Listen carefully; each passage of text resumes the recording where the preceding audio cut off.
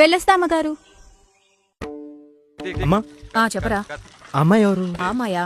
పనమ్మాయిరా. వాళ్ళ పెళ్లి కొంట్లో బాలేదంటే సాయం చేయడానికి వచ్చింది. ఓ అమ్మాయిని చూసుకున్నారు. మరి మాకెప్పుడు చూపిస్తున్నా?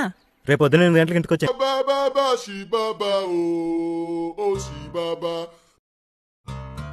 రే ఎక్కడ రా అమ్మాయి? ఇందాక వచ్చింది చూడలేదా? ఇందాక ఎవరు?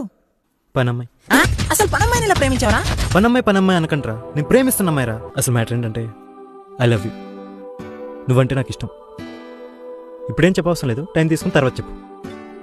నీకు ఒకటి చెప్పాను, నేను చెప్పవా? చూడండి బాబు, నేను పనమ్మాయిని.